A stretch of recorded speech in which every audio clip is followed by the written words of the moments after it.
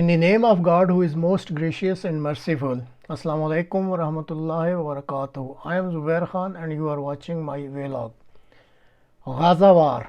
What next is the topic which will be discussed in this program.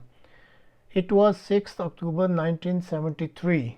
Israelis were enjoying their religious holiday of Yom Kippur. Egyptian army crosses Suez Canal and successfully overrun the Israeli defensive positions. The whole world along with Israel got shocked. US immediately interfered and war situation turned in Israel's favor. Then on USSR warning ceasefire was imposed. As per reports, during this war and subsequent skirmishes, about 22,000 were killed, which included 5,000 deaths of Israel. After 5 years in 1978, Egyptian President Anwar Sadat realized that it was better to talk to Israel rather than continuously sacrificing lives of Egyptian soldiers. US President Jimmy Carter mediated these efforts and Camp David Accord was finalized. Later in 1979, peace agreement was signed between Egypt and Israel, which is successfully going on till today. Egypt got its occupied territory back and its rights to control the Suez Canal was also restored. Egyptian president was awarded Nobel Prize for his peace efforts, but later in 1981 he was assassinated by extremists of Egypt. Now is the year 2023. On 7th October, Israelis were enjoying their religious holiday of Yom Kippur. Hammas, the Palestinian ruling group in Gaza, attacked Israel and overrun their defensive positions. Whole world along with Israel got shocked. As 50 years ago, same thing happened this time also and US came to help Israel. However, comparison of 73 situation with 2023 situation will be a bit difficult for the sole reason that as compared to Egypt, Hammas, who rules Gaza, does not have any independent country under its rule and does not possess a big professional army. Gaza is just an enclave which is 41 kilometers long and 10 kilometers wide. It has 51 kilometer border with Israel and 11 kilometer with Egypt. The rest is sea, which is also controlled by Israel.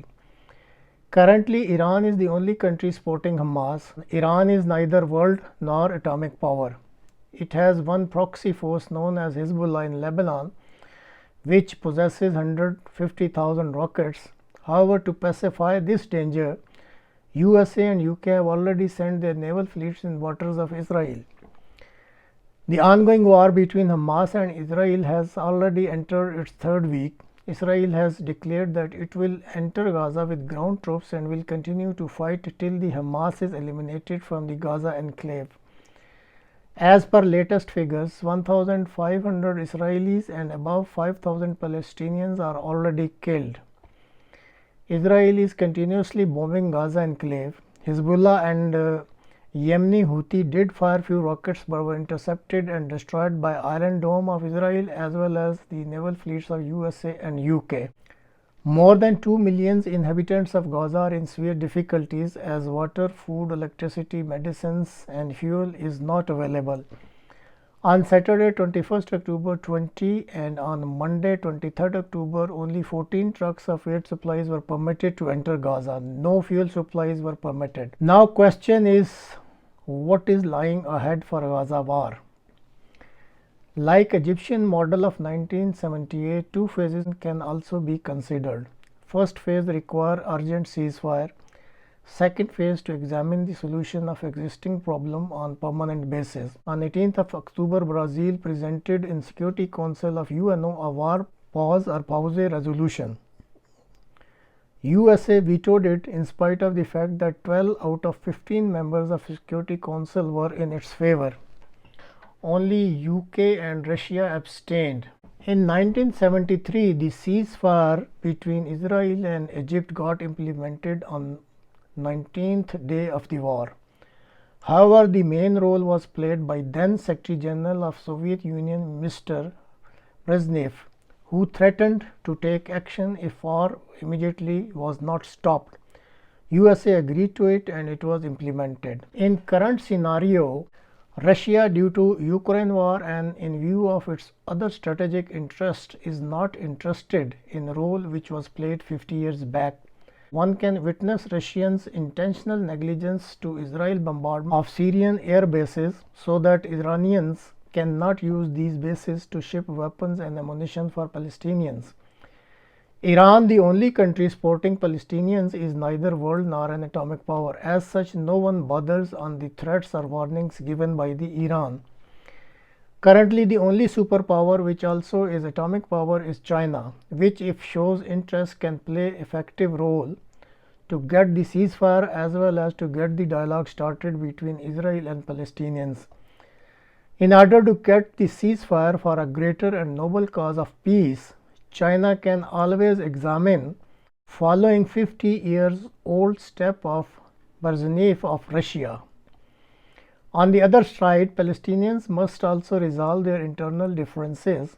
A separate faction is governing West Bank while another faction is controlling Gaza. They must have unity. Once unity among Palestinians is achieved, they will have an effective voice. And there is a possibility that after having unity in Palestinians, the countries in the Middle East also get united to support the Palestinian efforts. Dialogue and accommodation for each other has always paved the path to peace. 50 years back, similar situation arose. Egyptian president availed the chance of war for converting it into peace agreement. Palestinians can also take this chance and can make an effort to get peace in Palestine.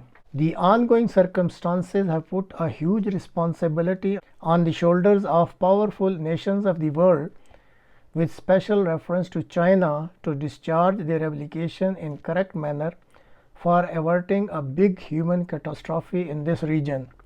One can only pray that God Almighty may enable the superpowers to adopt ways and means which can ensure peace in the world.